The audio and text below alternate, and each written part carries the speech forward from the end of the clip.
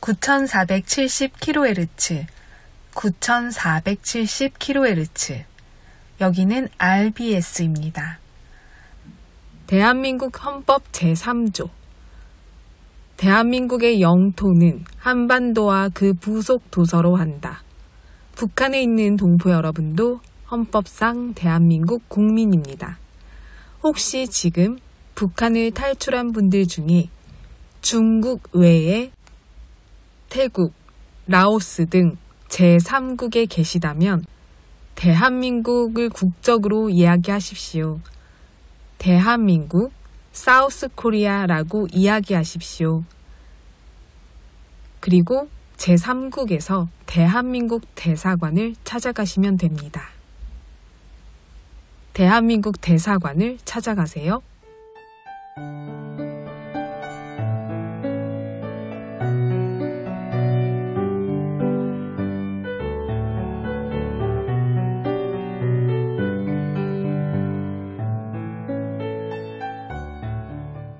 북녘 동포 여러분, 추석 명절을 어떻게 지내고 계시나요? 한국은 이번 연휴가 유난히 깁니다. 올해가 특별히 긴 이유는요, 개천절, 한글날 등 공식 휴무일과 주말이 함께 이어져서 열흘 가까이 휴일이 되고 있습니다. 물론 자영업자들은 내일부터 영업을 시작하는 곳도 있지만 대부분 이번 주 기간 모두 휴일로 보내는 한 주입니다. 이렇게 긴 명절 동안 외국으로 여행을 떠난 사람들도 참 많다고 하는데요. 그런데도 고향으로 향하는 교통체증도 역시 여전히 심하더라고요. 외국으로 고향으로 다들 떠났지만 서울 시내도 여전히 차가 많습니다. 긴 연휴 동안 다들 나들이를 많이 하나 봐요. 맑은 날씨가 아니라 계속 비가 오고 있어서 올해 슈퍼문이라고 하는 가장 큰 보름달을 비구름에 가려져 보지는 못했습니다. 슈퍼문을 보지 못한 것이 아쉽네요. 다음 이렇게 기나긴 연휴는요, 2044년이 된다고 합니다. 이때는 우리 북녘 동포 여러분과 통일 이후 함께 맞이하는 연휴가 되겠죠. 그날을 함께 기다리는 명절 되기를 소망합니다. 통일한국이 되면 더없이 아름다운 나라가 되리라고 믿고 기대합니다. 오늘도 함께 노래 들으신 후에요, 날씨 예보 전해드립니다.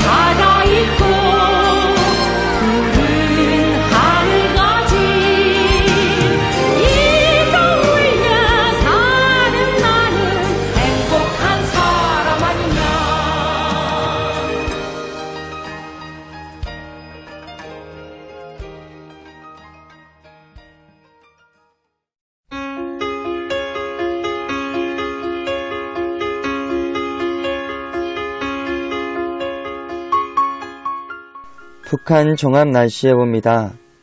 내일 전 지역 가끔 구름 많고 평안도와 함경도 곳에 따라 가끔 비 오겠습니다. 모레는 전 지역 대체로 흐리고 함남 곳에 따라 비, 평안도 곳에 따라 가끔 비 오겠습니다. 글피는 전 지역 대체로 흐리고 비 오겠습니다. 예상 강수량 함남 5에서 20mm, 평안도, 함북 5mm 안팎입니다. 지역별 날씨 예보입니다.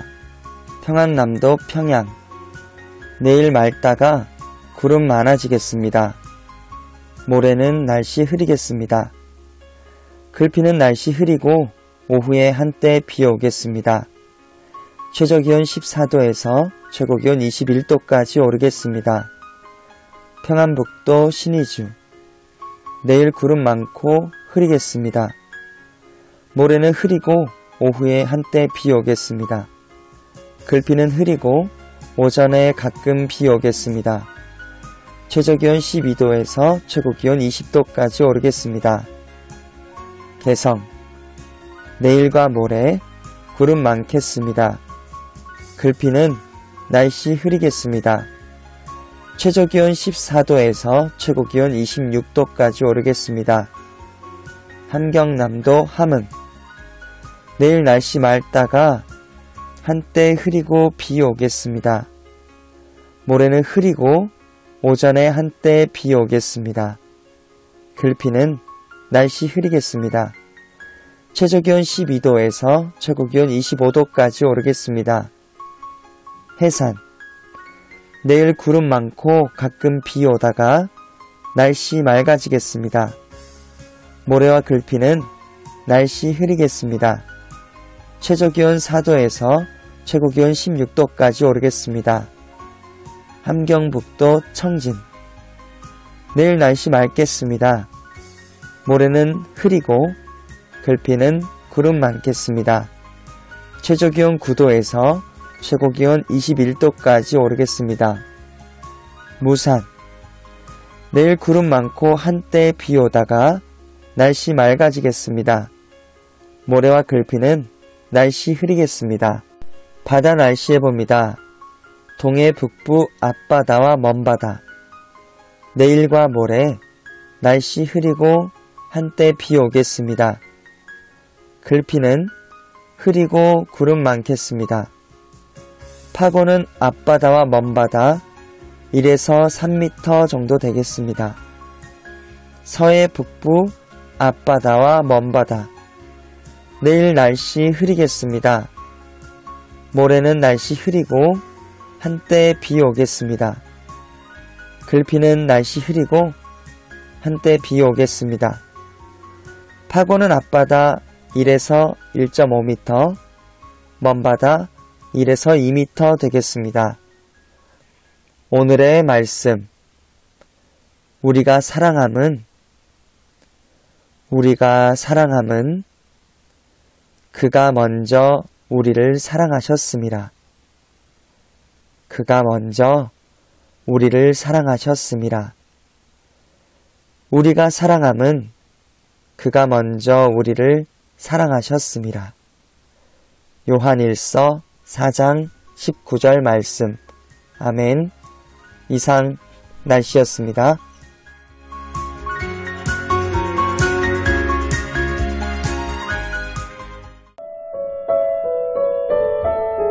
여기는 RBS 부흥복음통일방송입니다.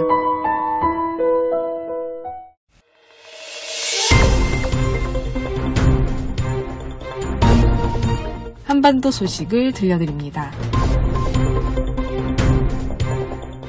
북한식 가미카제, 자살 특공대를 방불케 한 러시아 파병군 영웅화 작업이 이어지고 있습니다. 지난 8월 31일 북한 중앙조선TV에서 보도된 내용에 따르면 앳된 얼굴의 부상병들이 포로로 잡히기 직전 투항하는 대신 자살하거나 동료들에게 짐이 되지 않기 위해 목숨을 끊는 사례를 열거하며 영웅적 희생정신이라고 찬양하는 장면을 내보낸 것으로 확인했습니다. 청년 동맹원인 20세 윤정혁 씨와 19세 우위혁 씨는 적들의 포위에 들게 되자 서로 부둥켜 안고 수류탄을 터뜨려 영롱하게 자폭했다고 추켜 세웠습니다. 20세 리몽남 씨는 통로 개척 임무를 받고 지뢰 해제 전투를 벌이던 중 습격 개시 시간이 박도하자 지뢰 원 구역을 달리며 6탄으로 통로를 개척하고 장렬하게 전사했다고 보도했습니다. 북한 매체의 전사들의 이름 수백 개를 자막으로 띄운 후에 그렇게 바친 청춘은 아까운 생애, 내일은 끝이 아닌 빛나는 영생의 시작이라고 칭송했습니다. 북한은 자폭 영웅이라는 공식 용어가 있는데 김정은은 북한군들이 파병될 때 내부에 철저히 숨겼으나 외부의 소식을 통해 알게 된 주민들의 불신을 덮기 위해 자폭 전술을 대대적으로 영웅화하고 있습니다.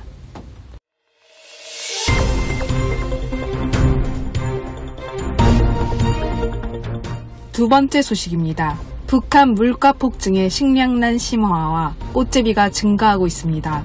북한의 식량난은 올해 더욱 유난합니다. 시기적으로 추수를 앞뒀으나 식량난은 더욱 심각해진 상황입니다. 몇 달 사이 급격한 물가 상승으로 하루살이를 하는 주민들은 더는 버티지 못하고 꽃제비로 전락한다는 소식입니다. 이렇게 된 배경의 가장 결정적인 이유는 북한 주민들의 월급이 10배 인상됐으나 식량은 증가하지 않아 돈의 가치가 떨어진 것인데요. 엎친 데 덮친 격으로 꽃제비가 늘어났다는 것은 가정이 파괴됐다는 것을 보여주고 있습니다. 특히 부모 가운데서도 어머니가 식량을 구하러 간 시간에 멀리 떠나 있으면 자녀들이 꽃제비로 전락하게 되는 사례가 많다고 합니다. 북한도 가시적인 위탁시설이 있으나 운영의 실상은 극도로 열악합니다. 이 시설에서 아이들이 견디기가 힘들고 배회하는 꽃제비 신세가 낮다고 여긴다고 합니다. 소식통에 따르면 주민들 사이에는 시장 경제를 도입해달라는 목소리가 높아지고 있습니다. 올해 북한 당국은 작황이 괜찮다며 공식 발표했으나 실상은 그렇지 않은 것으로 밝혀졌습니다. 역설적이게도 북한의 대표적인 곡창지대인 황해도에서 생산되는 식량은 100% 군량미로 들어가기 때문에 주민들은 굶주리고 있습니다. 평안남도 안주, 숙천 지역에 12-3천리 거리가 있는데요. 이곳 수확이 반토막이 났고 주민들은 국가의 배급에 대해서는 기대를 안 한 지 오래됐습니다. 장마당으로 자력갱생했으나 곡물이 상승하게 되니 대부분이 생활의 압박을 받고 있습니다. 북한은 공식화하지 않지만 김일성 사후 이미 30년 전에 배급이 없어졌고 국정 가격 매김이 없어졌습니다.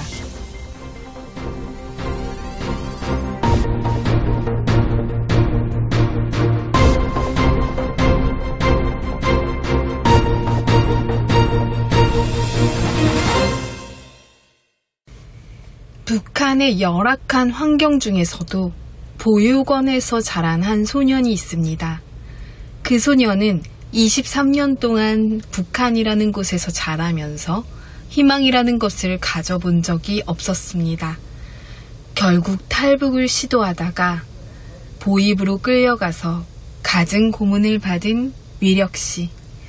가느다란 숨만 붙어 있던 것 같았던 상황에서 극적으로 탈출하여 3일 동안 죽을 고비를 넘기며 두만강을 건너 생명을 다시 얻게 된 이위력 씨의 이야기를 들려드립니다.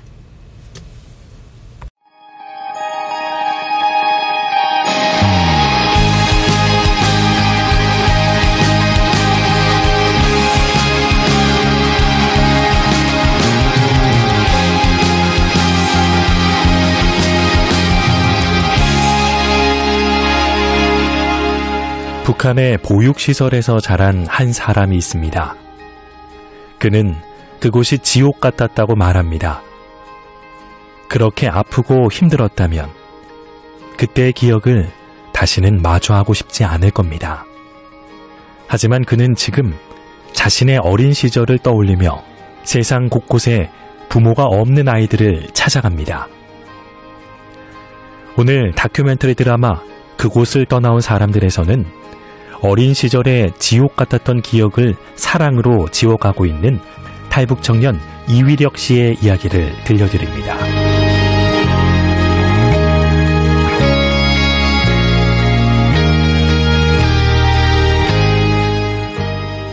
저는 제 기준에서는 좀 힘들게 살았던 것 같아요. 왜냐하면 북한의 계층을 따지면 3개 계층으로 나눌 수 있는데 그 핵심 계층이 있고 동료 계층이 있고 적대 계층이 있는데 저는 핵심 계층에서 어릴 때 살았어요. 다시 말해서 아버지가 보안원을 하면서 상당히 이렇게 잘 사는 계층에서 이렇게 삶을 영위하다가 그 후에 적대 계층으로 이렇게 떨어져서 살아왔죠. 그러니까 제가 북한에서의 삶이 총 23년인데 돌아보면 북한에서 적대 계층으로 더 오래 살았던 것 같아요. 호락호락하지는 않았다 이렇게 정도 말씀드릴 수 있을 것 같습니다. 예, 예.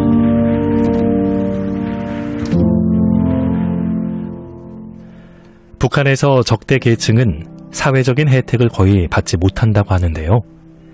지주, 자본가, 종교인, 정치범들이나 반당 판결을 받은 사람들의 후손이 이에 속한다고 합니다. 9살 때 가족과 헤어지고 이휘력 씨는 학원이라고 불렸던 북한의 고아 양육시설에서 자라야 했습니다.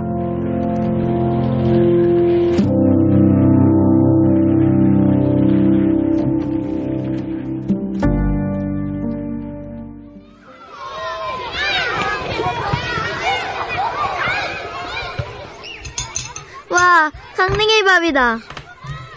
야, 여기 소금 국물. 밥에다 소금 국물 치라. 왜 여기다 소금 국물을 치네? 너 여기 학원에 들어온 지 얼마나 됐니? 나 얼마 전에 들어왔다. 너 여기 살려면 시키는 대로 알아. 이 둥둥 강냉이 밥은 말이디. 먹고 돌아서면 배가 고프다.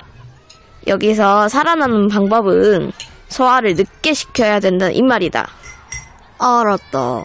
그럼 형 누나들은 여기서 매일 이렇게 소금 국물에 밥을 먹는 거네?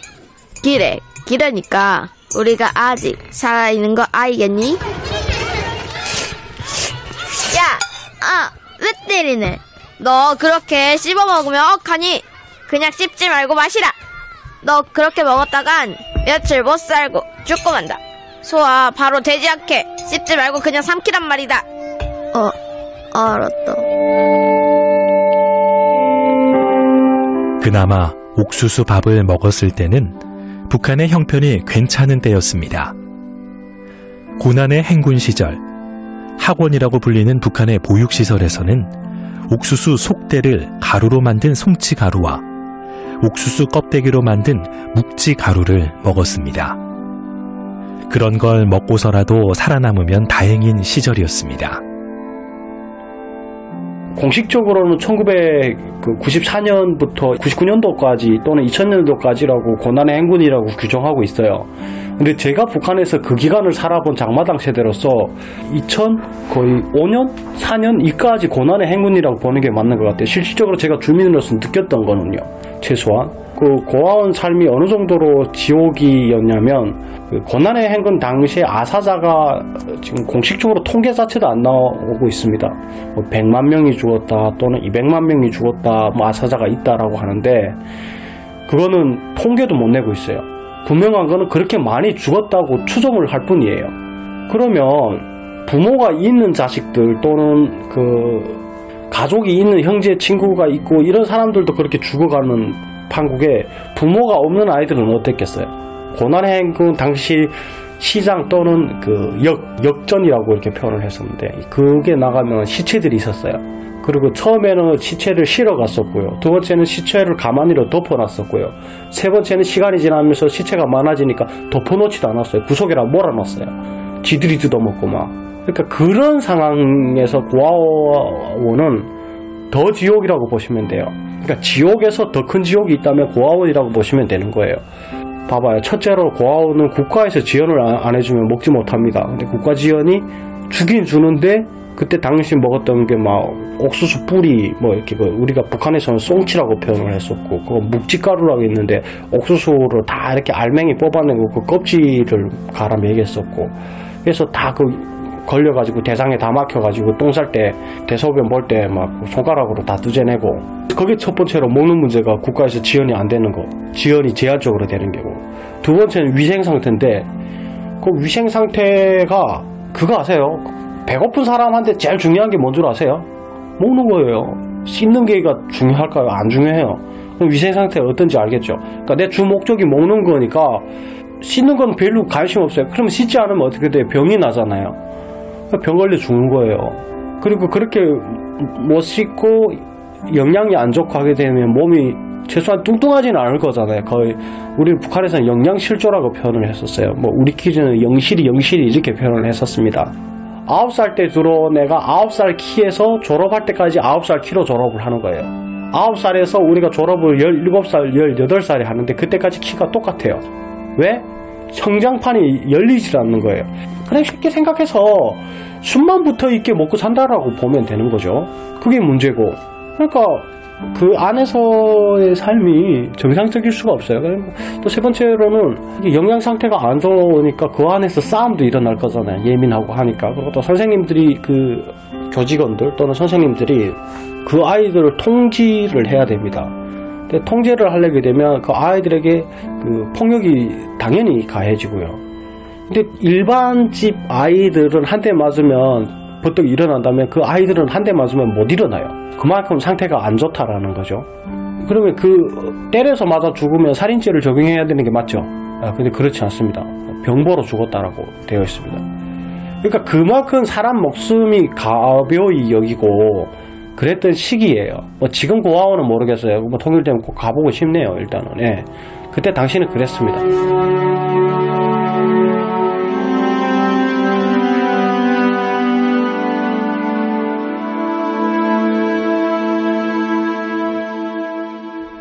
그 속에서 살아남은 위력 씨는 고등학교를 졸업하고 북한의 국가 건설에 동원이 되는 건설 돌격대로 나가게 됩니다.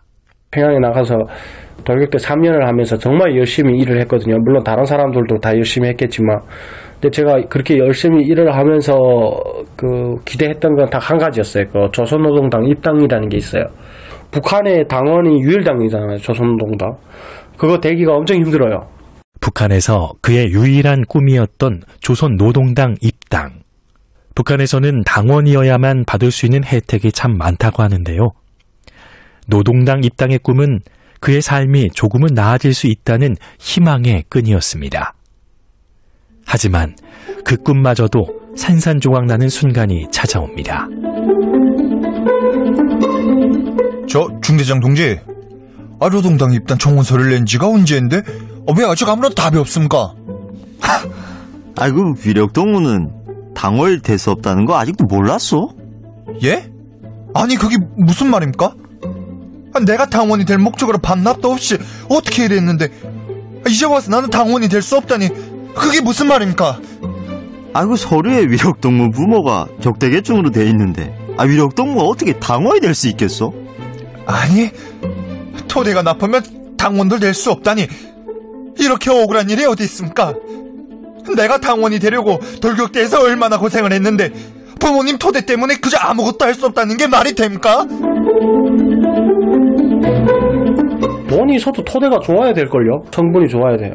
근데 저는 토대가 나빠가지고 안 된다고 하더라고요. 안 되는데 뭐 월급도 못 받고 그냥 먹을 것만 받고 하루 12시간씩 일을 하면서 조선노동당 그거 보상받으려고 열심히 일하는데 아빠 엄마 서류가 뭐 블랙으로 되어 있다고 소리 아무리 열심히 일해도 뭐 입당할 수 없다고 하는데 뭐 더 일할 이유가 있습니까? 그래가지고 거기서 도망쳤죠.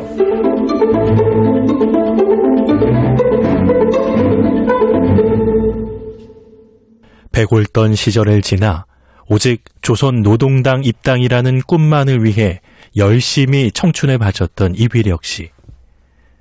자신은 토대 때문에 북한 노동당 입당이 어렵다는 것을 알게 된 위력 씨는 고향으로 돌아가 장사도 하고 일자리도 구해보지만 결국 탈북이라는 길에 오르게 됩니다. 그저 어렵고 힘들기만 했던 북한에서의 생활. 그때 위력 씨는 북한에서는 한 번도 미래나 꿈에 대해 생각해 본 적이 없다고 말합니다. 배고픈 사람에게 제일 필요한 건 먹을 거예요. 그게 삶의 목표가 되는 거예요.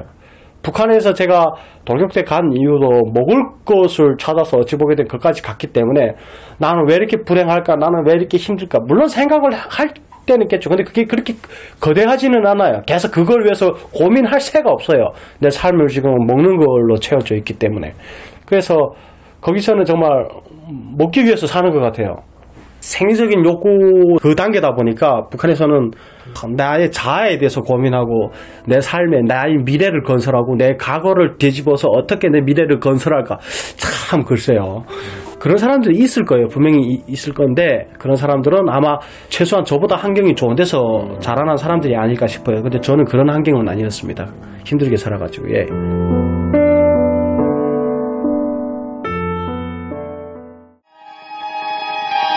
마음껏 그저 먹고 싶고 일한 만큼 보상을 받고 싶었던 위력 씨의 탈북 이야기, 금요일에 2부를 이어서 들려드립니다.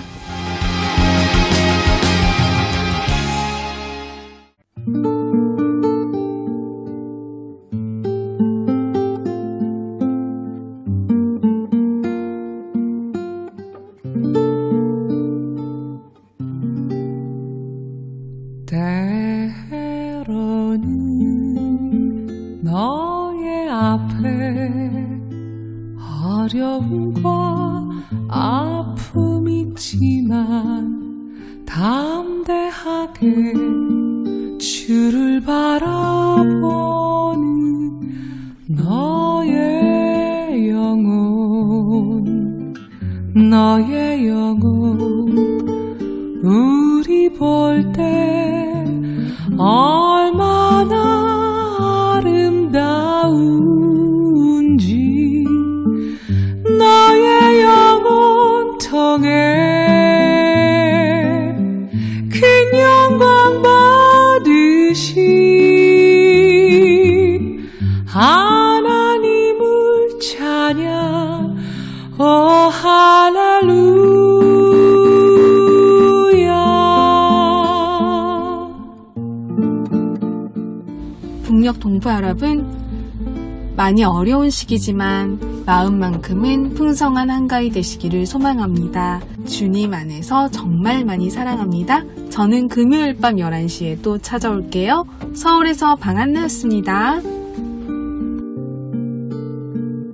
너는 택한 족속이요 왕같은 제사장이며 거룩한 나라 하나님의 소유된 배